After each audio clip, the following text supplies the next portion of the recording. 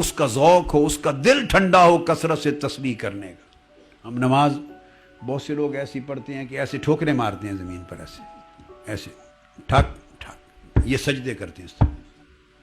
کئی بار ایسا ہوتا ہے میں امام صاحب کے سامنے ہاتھ جوڑتا ہوں کہ ایک بار بھی سبحان ربی الاعلیٰ، ابھی سبحان ربی الاعلیٰ بھی شروع نہیں کر پاتا تو آپ کھڑے ہو جاتے ہیں۔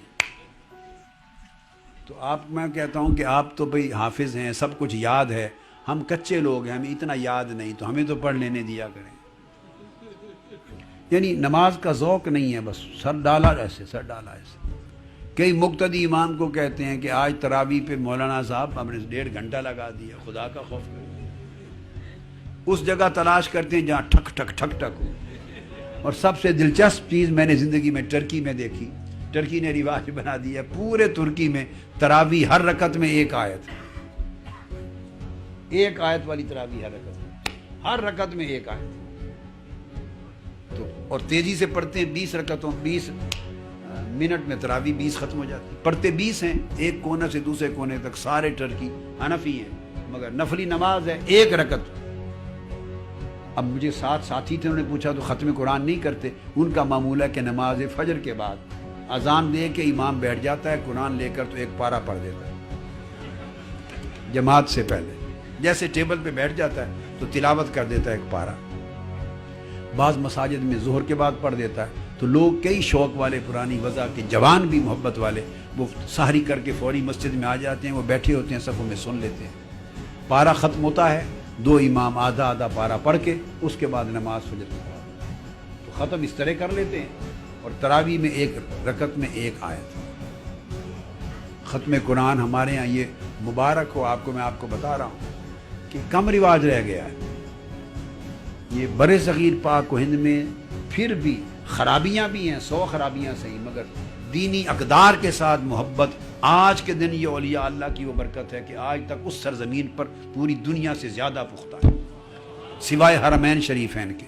حرمین شریفین میں آپ کو معلوم ہے ذوق کے ساتھ 20 رکعت تراویح ہوتی ہے اور ذوق کے ساتھ پڑھتے ہیں۔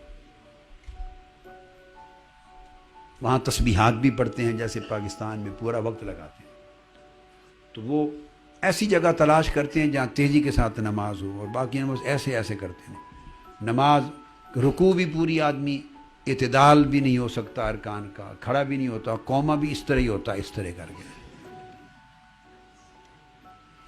تو ہم نے ایسی مشق سی بنا دیا ہے، اس لیے کہ نماز معراج نہیں رہی ہماری، نماز میں اللہ کے ساتھ تعلق نہیں جوڑتے، ذوق نہیں رہا۔ اگر یہ پتہ ہو کہ ہم کلام الہ، اللہ سے ہم کلامی میں ہیں، تھوڑی دیر خدا کی حضور کھڑے ہیں، اور جب رکوع سجود کا وقت آتا ہے تو وہ ملاقات کا وقت ہوتا ہے،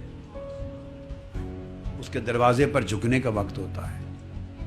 سجدے کے لیے فرمایا سجدہ کر اور میرے قریب ہو جا، یہ ملاقات اور قربت کا وقت ہوتا ہے۔ لہذا نماز کو سکون سے پڑھا کریں، یہ سب کے لیے آج کے بعد نصیحت ہے۔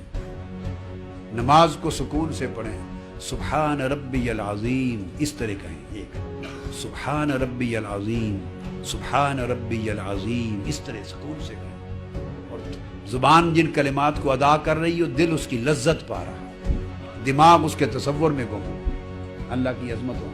سبحان ربی الاعلیٰ، سبحان ربی الاعلیٰ، سبحان ربی الاعلیٰ اس طرح کر کے سجود کریں۔ محبوب کے دروازے پر کھڑے ہیں، کوئی جلدی ہے؟ تھوڑا وقت نکالنا ہے۔ اور رمضان کی یہ راتیں روز روز آنی ہیں۔ سال کے بعد ایک مہینہ آتا ہے، اللہ نے ایک بہانہ بنا لیا امت محمدی کے لیے کہ کچھ اس بہانے جاگ لیا کرے، تو جاگنے کا حق ادا کیا کرے، ذوق کے ساتھ جاگے، شوق کے ساتھ جاگے۔ یہ فرمایا وَيُسَبِّحَ فِي الصَّلَوَاتِ، أَن يُسَبِّحَ فِي الصَّلَوَاتِ، تسبیح کریں ذوق کے ساتھ۔ یہ صوفیاء کا، اللہ والوں کا طریقہ نہیں ہے ٹھک ٹھک والی نماز۔